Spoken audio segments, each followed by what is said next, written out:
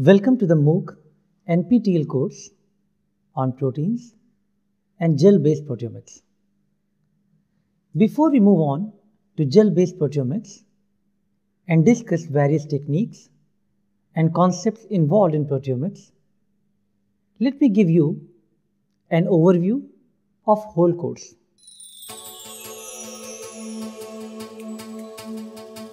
In week 1, we will talk about the basics of amino acid, and then we'll move on to the structural level of proteins, their folding and misfolding.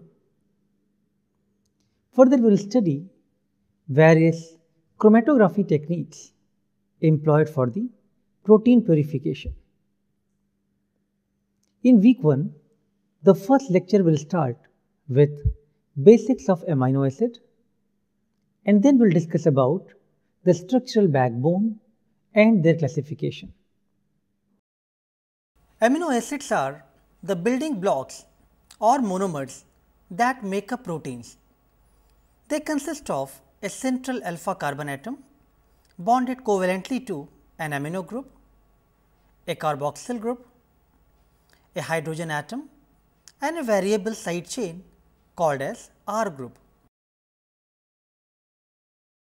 Amino acids are the basic monomeric constituents of proteins found in varying amount depending upon the type of protein. They are classified based on the properties of their side chains or R groups, which vary in size, structure and charge. Polarity of side chain is one of the main bases for the classification. Amino acids having nonpolar aliphatic side chains including glycine, alanine, proline, valine, leucine, isoleucine and methionine. We will then discuss about different type of amino acid isomers, L and D isomers, with respect to the conformation stability and their natural propensity to be found in the L isomeric form. So, amino acids have 4 different groups which are connected to the alpha carbon atom.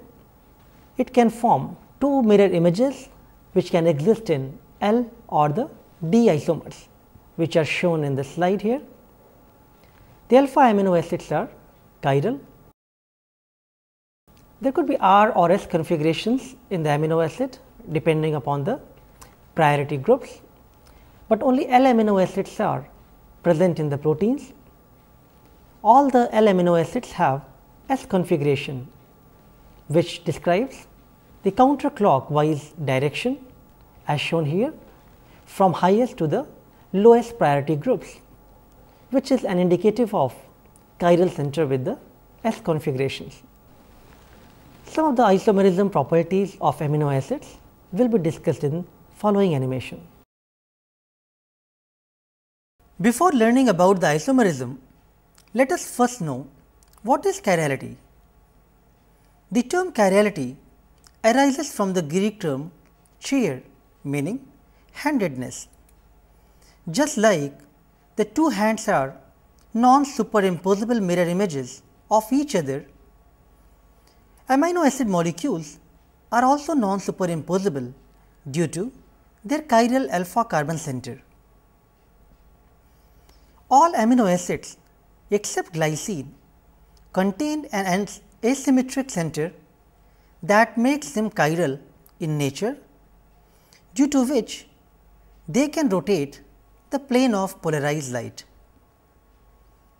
The 2 enantiomers designated as D and L rotate the plane of polarization in opposite directions.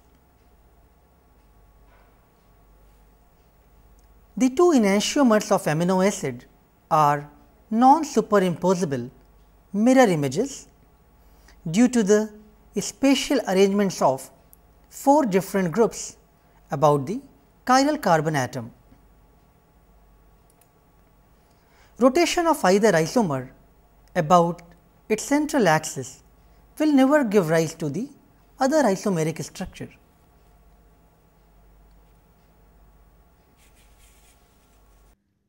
In next lecture, we will talk about the versatility of proteins as macromolecules and the building blocks of body. Further, we will scrutinize the structural hierarchy of the proteins. We will talk about secondary structural elements commonly found in proteins. Understanding different levels of structural organization of proteins can help us to extrapolate their functional significance to the cell or organism, and it will be covered in this lecture. In third lecture, we will talk about the tertiary structure of proteins, which is formed due to folding of proteins. We will also discuss about the improper protein folding and aggregation, which can be corrected by the molecular chaperones, which facilitates the process of folding in case of large proteins. I will also discuss about the significance of protein folding with respect to diseases and functions like cellular trafficking, regulation of cell cycle, and cell growth. The next lecture will be focused on protein purification, peptide isolation, and analysis. We will discuss in detail about different types of chromatographic techniques like gel filtration, ion exchange chromatography, affinity chromatography, HPLC, strong cation exchange, and reverse phase chromatography. These chromatography techniques are often used for various proteomic applications, and it will be good to cover their basic understanding in the first week of this course. The lecture 5 will explore the field of proteomics and give an introduction to proteomics, how it is different from conventional protein chemistry. In this lecture, we will discuss about how proteomics can provide a holistic overview of studying the proteins and protein complexes. We will discuss about how protein chemistry and proteomics differ in the techniques which are employed in these approaches, as well as their scale of usability. The traditional protein chemistry has employed some of these techniques like electrophoresis and mass spectrometry. So what is different? The advancement of these techniques along with the genome sequence availability has made that difference, which will be discussed in this lecture. The sensitivity, resolution, and robustness of high throughput approaches, which has made this transition, will be discussed in detail.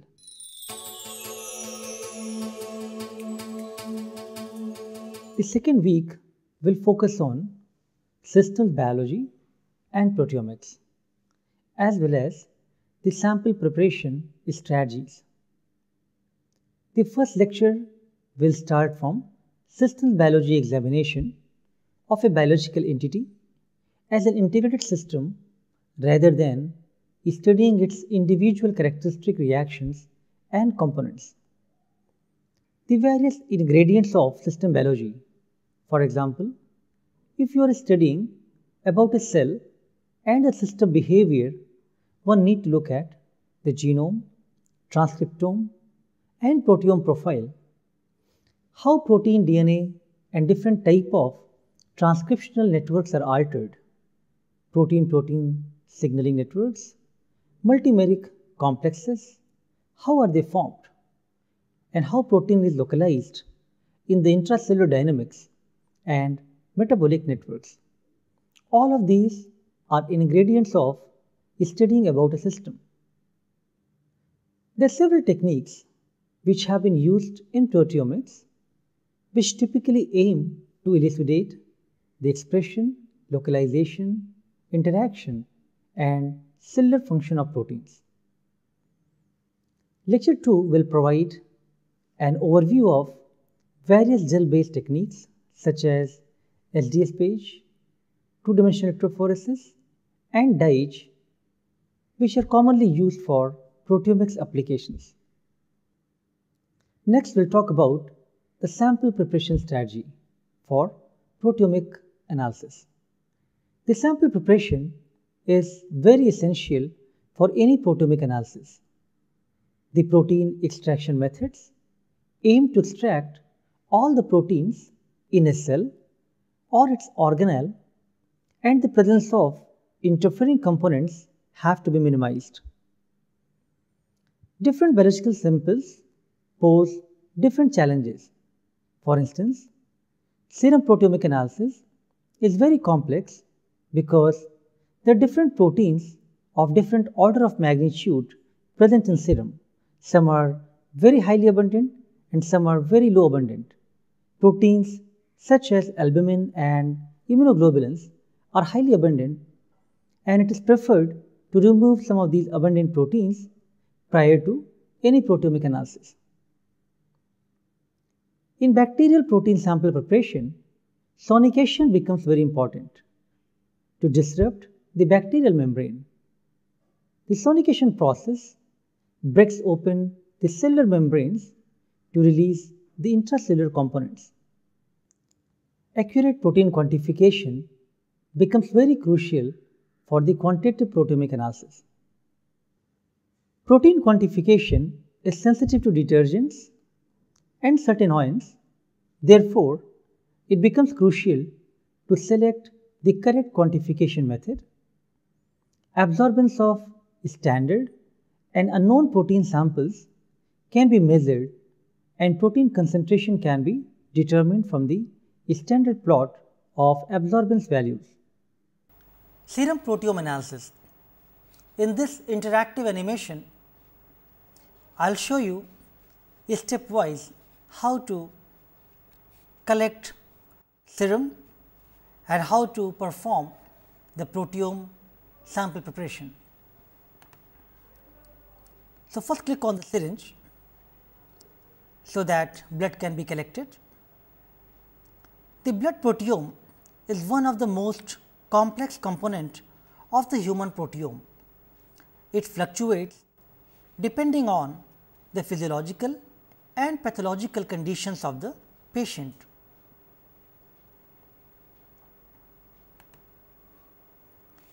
So, collect almost 5 ml of blood from the vein of healthy or diseased participants using serum separation tubes. Immediately after the blood collection, the tube should be kept in ice for 30 minutes for clotting. After clotting, the sample are centrifuged at 12,000 rpm at 20 degrees for 10 minutes.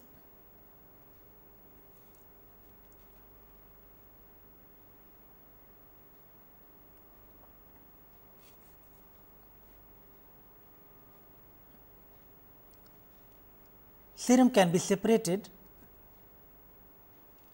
and multiple aliquots can be made for further storage at -80 degrees.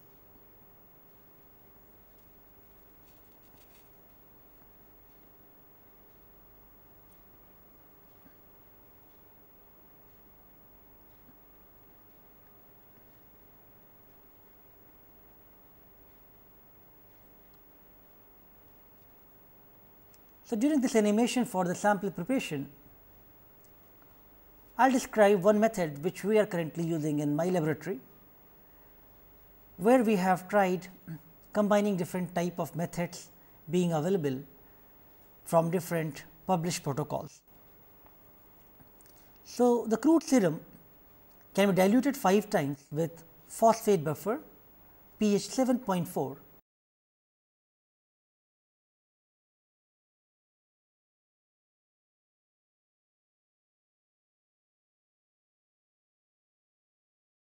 Ensure that mixing is uniform, and then vortex by clicking on this vortex here for 30 seconds. Mild sonication is performed by using a sonicator for 6 cycles of 5-second pulse with 30-second gap in between at 20% of amplitude. The mild sonication step in serum sample is found to be effective in improving the gel quality and resolution. Now, you can start depletion strategies to remove the abundant proteins. There are commercially available depletion columns. The affinity binders or ligands are immobilized to a solid support, the chromatographic medium, and used to specifically bind abundant proteins from a complex protein solution. The depletion strategy effectively enhances the resolution and provides the maximum number of spots on two-dimensional gels, thereby a better coverage of the whole serum proteome. The depleted serum is mixed with ice cold acetone containing 10% TCA, and after vortexing, the mixture is incubated at minus 20 degrees for protein precipitation, followed by centrifugation.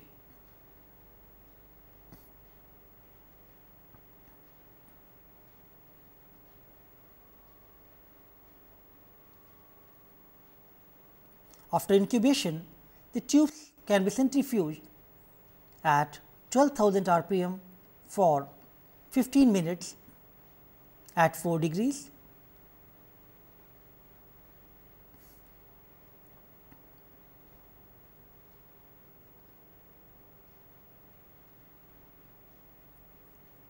The pellet can be dissolved in lysis buffer containing 8 molar urea, 2 molar thiourea, 4% chaps, 2% IPG buffer, 40 millimolar of DTT and trace amount of bromophenol blue. You can then again perform the vortexing step and keep this extract in minus 80 degrees until further use. Fifth lecture of week 2 will focus on SDS page gel, where proteins get separated on the basis of their molecular weight. The low molecular weight proteins having high mobility migrate further through the gel, and high molecular weight proteins remain close to the point of application. Week 3 will be entirely focused on two-dimensional electrophoresis principle, methodology and challenges involved in performing good 2D gels as well as various applications. In two-dimensional electrophoresis, the first dimension separation occurs based on the isoelectric point of the proteins, and second dimension separation occurs based on the molecular weight using SDS page. Isoelectric focusing works on the principle of isoelectric point, which is pH at which the net charge of protein is 0. Two-dimensional electrophoresis remains one of the core technologies to study the proteome, and it is applied for various biological applications. It is relatively easy, an affordable technique, and it's highly sensitive method to visualize the proteins, which makes it widely used methods for protein separation. So, in this animation, I will describe you the two-dimensional electrophoresis process. Prior to isoelectric focusing in two-dimensional electrophoresis, the commercially available IPG strips must be rehydrated. This process can be done either by the passive rehydration or active rehydration. In passive rehydration, the IPG strip is placed with its gel site downwards in a well containing the protein sample, reconstituted with a suitable buffer. As you can see in the animation, you can apply the protein sample and then add the IPG strip so that it can absorb the protein solution. This process can be done for 10 to 20 hours depending upon your length of the IPG strip. This is then covered with mineral oil to prevent the gel from drying up and left overnight. Other process known as active rehydration, where the protein sample is added to the strip via a sample cup, followed by the cover fluid to prevent the gel from drying up. The protein sample being applied, a very low voltage condition is provided and then cover fluid can be added. This is then placed in the isoelectric focusing instrument and low voltage is applied. Process can be performed from 10 to 20 hours. These loaded strips are then focused on an isoelectric focusing unit by passing the current. The various proteins of the sample mixture migrate in the electric field and come to rest when the pH is equal to their isoelectric point or Pi. So, they become neutral and are no longer being affected by the electric field. The progress of electrophoresis is monitored by adding a tracking die, which you can see in the animation moving ahead of the proteins. The IPG strip is then equilibrated in a reducing agent such as DTT, followed by an alkylating agent iodoestramide, which prevents reformation of reduced bonds. This strip containing the separated proteins is then placed on SDS page gel slab for further protein separation in the second dimension based on the molecular weight. The proteins on the IPG strip are subjected to SDS page by applying a direct current between 100 to 350 volt depending upon the size of the gel. Any protein that may have been present as a single band on the IPG strip, as you can see in the red circle, due to similar isoelectric point, can then be separated based on the molecular weight, where the smaller proteins will migrate the farthest.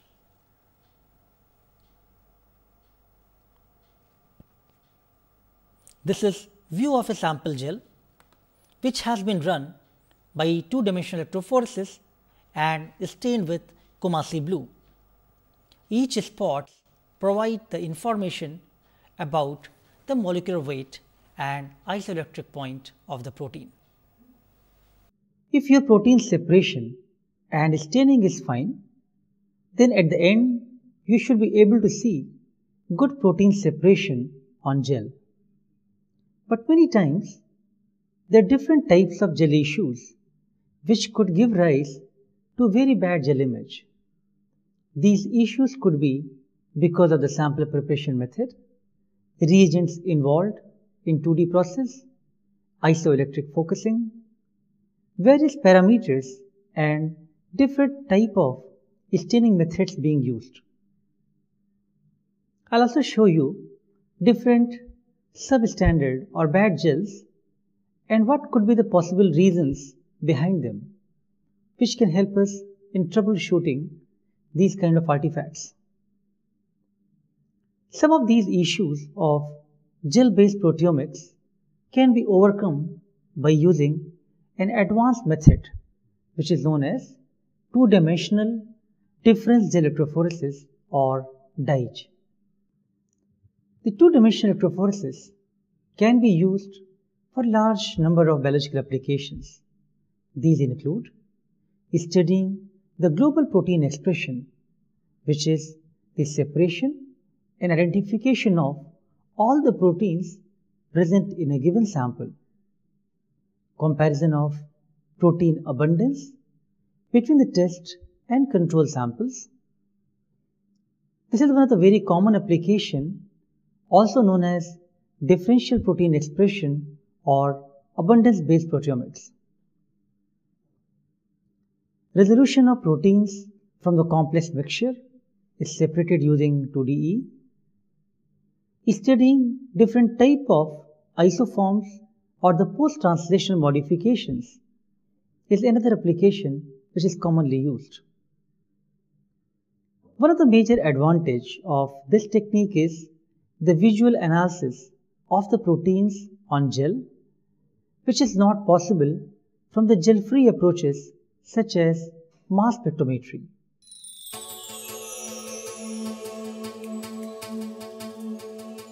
In the last module, in week 4, we will talk about a more advanced and sensitive gel-based technique known as two-dimensional fluorescence difference gel electrophoresis or 2D DIGE. There are 3 different Psi dyes, Psi 2, Psi 3 and Psi 5, which are used for the DIGE experiments. The excitation and emission wavelength of these 3 are defined and used during the scanning of the gels. In this lecture, we will talk about 2 different types of labeling strategies, lysine labeling or cysteine labeling. Lysine labeling method is also known as minimum labeling method, where the charge and the size of dyes are matched. When to use which type of labeling method and the rationale of using these labels will be discussed in this lecture. In next lecture, we'll talk about overall steps involved in performing DIGE. While most of the steps are exactly same as what we have learned in two-dimensional electrophoresis, but major variation will be in the preparation of internal standard. In internal standard, all your control and treatment samples will be mixed together and it will be separated on one IPG strip. The DIGE gels can be scanned using a fluorescent scanner such as DIGE imager, and Psi 3, Psi 2 and Psi 5 patterns can be obtained. After scanning, from same gel, 3 separate images are generated. Further, a combined image from mixing all the 3 dyes and the overlapped images are generated. In overlapped image, the red and green are indicative of overexpression or underexpression of a given protein, and the white or yellow color represent that there is no differential response. The DIGE image analysis is very robust and automated as compared to the two-dimensional electrophoresis analysis. Yes, as we were talking about the 3 samples we can label with Psi 2, Psi 3, Psi 5. Now you have 2 different samples from different source. Now you are taking these 3 samples into 3 different Eppendorf tubes and you are labeling with Psi 3 dye as well as again another with Psi 5. Then you are taking those 2 samples, pooling them and labeling with Psi 2. Then you are mixing those 3 into a single tube, then you are running in a single strip. There you will be analyzed in first dimension the IEF, whereas in first dimension after analyzing IEF you will be placing into second dimension, where you are completely analyzed the second dimension. Now this gel can be scanned in the Typhoon Trioplus, where you will have 3 images from a single gel. Then this can be analyzed with the help of decider software, then where the complete analysis can be done with the help of decider.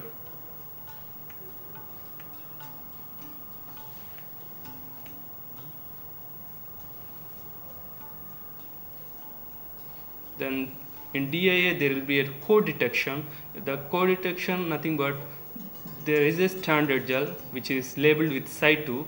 From the same area we are expanding remaining 2 images also, so that the artifact can be minimized. Again, this is fully automated analysis. There will be very less manual interference would be there in this analysis. And after finishing of DIA, we can go to BVA. In BVA, we can compare all DIAs together. Like as you can see in this video, this complete first of all it matches between the standard gel, and from standard gel to again the corresponding DIA. It matches each and individual spot, and it will give you the final data.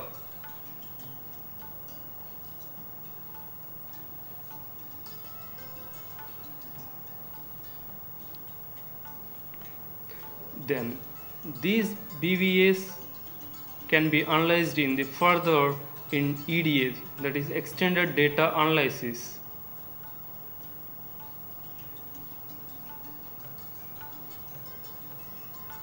Here you will have lots of stringent statistical data, that's a differential expression analysis, pattern analysis, discriminant analysis, and PCA analysis.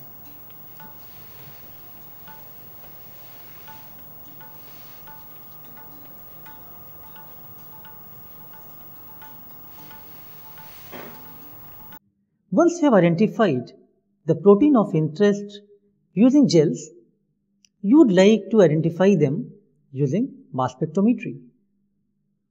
So the last 2 lectures of this course will focus on MALDI-based mass spectrometry. The mass spectrometry has the ability to provide the platform for comprehensive coverage of proteome, and it has become a very important analytical tool in biology in general and in proteomics during the last decade. In this lecture, we'll talk about the concepts of MALDI, how the time of flight analyzer can be used to resolve the ions produced by ionization source on the basis of their mass to charge ratio. Briefly, we'll also talk about the data analysis and protein identification using mascot. Overall, this course will provide you the basic knowledge of gel-based proteomic techniques with a special emphasis on two-dimensional electrophoresis and difference in electrophoresis or DIGE. Hope this information and knowledge acquired from this course will be useful to you, whether or not you work in proteomics research, but these techniques can be used for several applications. I hope this course will be a stimulating experience for you. Thank you.